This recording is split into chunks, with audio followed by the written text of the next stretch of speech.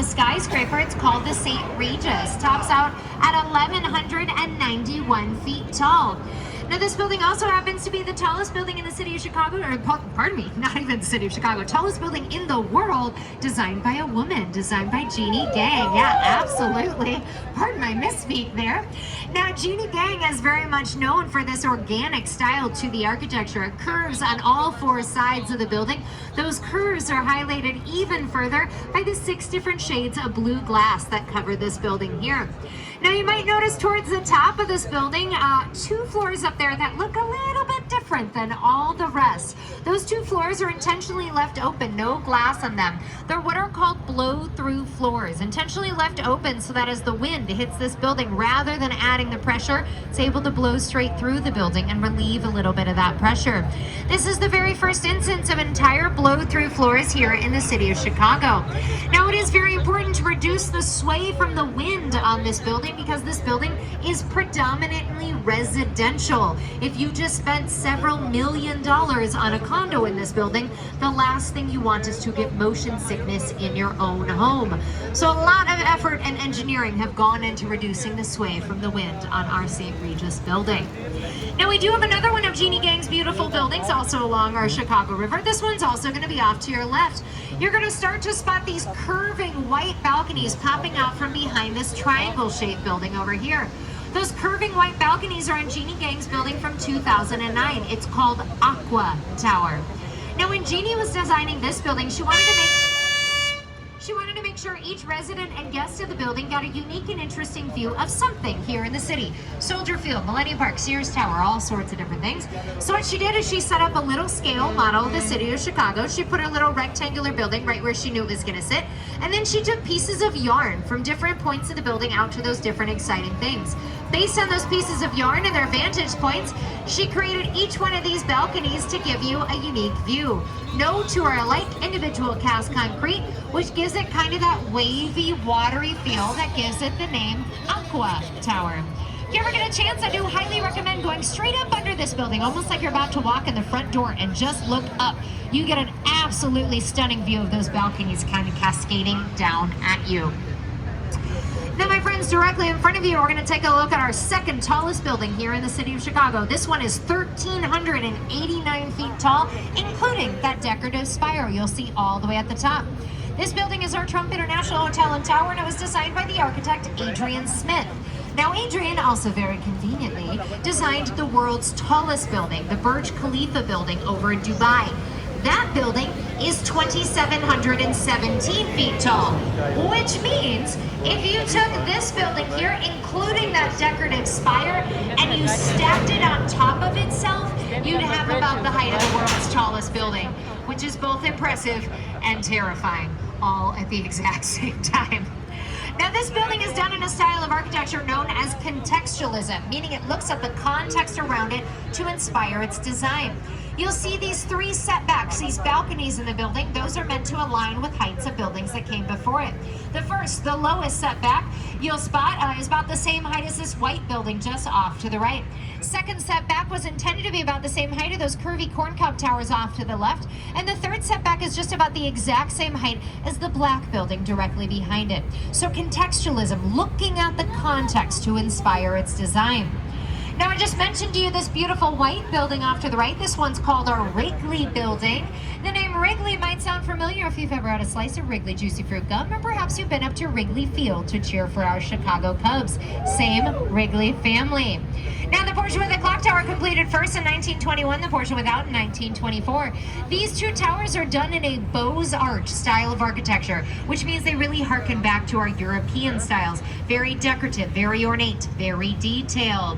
These 2 towers are covered in over 250,000 terracotta clay tiles, all in 6 different shades of white. Start a little bit darker at the base of the building, and as they rise to the top of the building, they get a little bit brighter, a little bit more opulent. It's meant to be almost like an optical illusion to kind of draw your eye from the base to that stunning clock tower at the top. Actually, each of these 250,000 terracotta tiles are all numbered and computer cataloged. So if any of those tiles ever get broken or chipped, we know exactly which number tile we need to replace. Passing under our Michigan Avenue DuSable Bridge, we're going to be taking a look at another Beaux-Arts European style of building. This one's going to be a little bit further off to your left. You'll spot a domed building with water towers on the corners. This building is called our Jewelers Building, and it was completed in 1926. It was, in fact, home to jewelers, hence the name. Now, jewels and jewelers and their jewels were kind of hot commodities in the 20s and 30s because of the mobsters and gangsters in our city. So in order to protect the jewelers and their jewels, we added in a little security feature in the form of a very large elevator. What you can do is take the jewels in the trunk of your car straight off a Lower Wacker Drive just off to the left over here, pull right into the center of this building, take that elevator up to your floor, park on your floor, and then remove the jewels from the trunk of your car straight into your showroom so you never had to worry about anybody else ever laying hands on them. Now, across the way, I mentioned this black building to you earlier. This black building is known as our AMA building, designed by the German architect Ludwig Mies van der Rohe. Mies van der Rohe was known as the father of the black box style of modernism, which I feel is pretty self-explanatory when you look at this very large black box. But three things that were pretty important to Mies when he was designing his buildings: form, line, and ratio.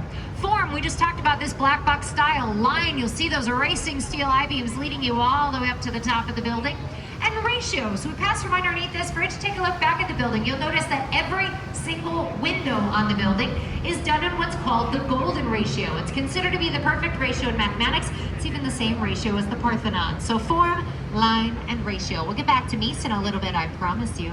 But we've got two other very interesting forms along our Chicago River. These two curvy corncob towers of Marina City. These are two of the 5 buildings that comprise Marina City, designed by another German architect, Bertrand Goldberg. He designed these 2 apartment towers you just took a look at. Directly behind them is a shorter office tower. Today it's a hotel. The House of Blues Theater is up there as well, originally a movie theater. And you'll notice this lower building that connects all 4 of the upper buildings together. When Goldberg was designing this set of buildings in the 1960s, he was kind of trying to combat what was going on in Chicago at that point in time. And that was the fact that nobody really wanted to live downtown. It wasn't easy to be down here. You had nowhere to park your car, nowhere to buy your groceries, nowhere to walk your dog. So Goldberg said, what if we create this city within a city? So that you can live in the apartment towers, work in the office tower, play in the movie theater, and everything else you ever needed was going to be in this lower building. You had a corner store, dry cleaner, restaurants, bowling alley, ice skating rink, even a marina to park your boat, from which Marina City gets its name. This entire complex of buildings was officially opened in 1968, and people have been living there ever since. Now, this next little building is in fact more of a little building. You'll see the shorter red brick building with the clock tower off to the right. This one's called our Reed Murdoch building, done in a style of architecture known as the Prairie style of architecture. Prairie style is meant to be a little shorter, a little bit more horizontal, in order to honor the horizontal nature of the prairies of Illinois, the state you happen to be in. You might even spot a couple wheat heads hidden throughout the design. That's meant to acknowledge what grows in the prairies of Illinois. Now, when the Reed Murdoch building was first completed in 1914, it was built symmetrically. Today, not quite the case. Take a look at the building as we pass it. You might notice that the eastern portion of the building, a little closer to us now, is actually 1 bay longer than the western portion of this building. And that's because in 1927, the city of Chicago decided they wanted to widen LaSalle Street. The bridge we're about to pass under here is one of our main business streets in downtown Chicago. And the only way to widen that street was to knock down the last bay of this building and replace that corner mirroring the one on the other side. So today, no longer symmetrical. Today, the Reed Murdoch building is home to companies such as the Encyclopedia Britannica Company, because yes, they do still exist. I think that might be the most shocking fact on the tour today. They actually just celebrated their 258th birthday, so they are 8 years older than America. Encyclopedia Britannica is doing something right, my friends.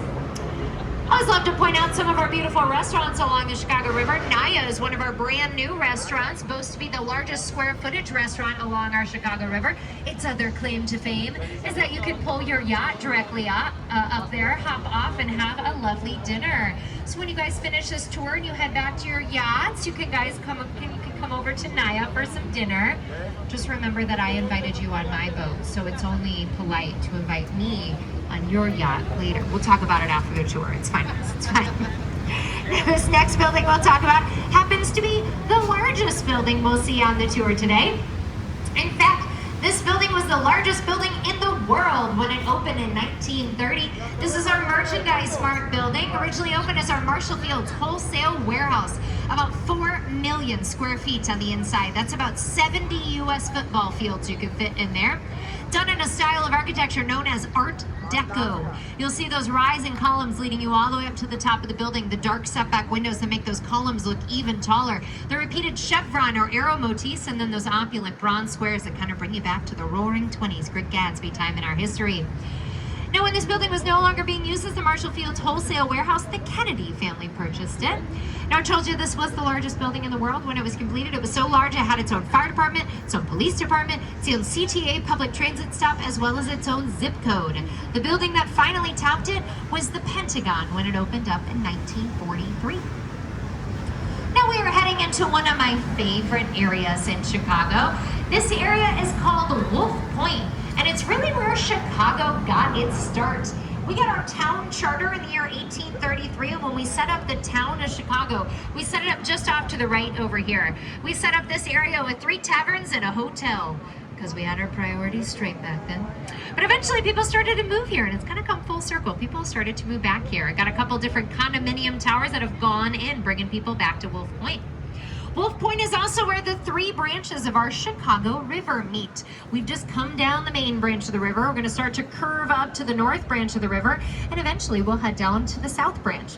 If you look at these 3 branches of the river from up above, a bird's eye view, they look like the letter Y. And that's where we get our city symbol in Chicago. It's a Y with a circle around it. And you can play I Spy and find the city symbol a little bit of everywhere in the city. You can find it in manhole covers, electrical boxes. Take a look at the fence design just off to the right. You might spot it hidden just over there. Even go downtown to State Street. Take a look at our famous Chicago Theater marquee. Right behind the horizontal Chicago, you'll spot a big circle with the letter Y. All of that is acknowledging the Y of Wolf Point, where Chicago got its start.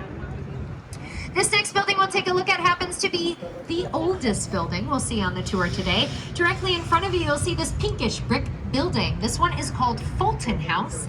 Fulton House was originally completed in 1898 with a small addition made in 1908. And Fulton House was first built as cold storage for our meat packing industry. Chicago was home to the world's largest Union stockyards in the mid-1800s. Once meat was processed in those stockyards a little bit further on the south branch of the river, made its way on barges to the north branch, where it was held at cold storage facilities such as this one. Now, when this building was first completed, it was built with no windows, because meat didn't really need windows. But eventually, our Union stockyards closed, and we decided to repurpose some of these old cold storage facilities. In 1979, they let this building thaw for about 3 months before they could start to dig the windows into it. You can actually see how deep the walls are based on how deep those balconies are, just about 3 feet thick. When they started to dig the windows in, they started to pull the insulation out, which was about 500 semi-trucks worth of horsehair and cork, which is what they were using to insulate the building. In 1981, Harry Weiss, the architect, opened up his redesign for Fulton House condominiums. Harry was very much known for his nautical sailing themes in architecture, which is why you might spot those portholes towards the top of the building there. Now, Harry also very conveniently designed these very nautically themed riverfront cottages you'll see just to the north of Fulton House. You'll see those triangle sail shapes as well as portholes throughout. When Harry was designing those condos there, everyone told him he was crazy because no one was ever going to want to live that close to the dirty, dingy Chicago River of the 1980s. And Harry said, don't worry about it. I think it's going to be just fine. And in 1988, he opened up these 4 condos here, and 4 families moved in. 3 of those original 4 families still live there today. The very first family moved out in the year 2015, and they ended up selling their condo for about $2.3 million.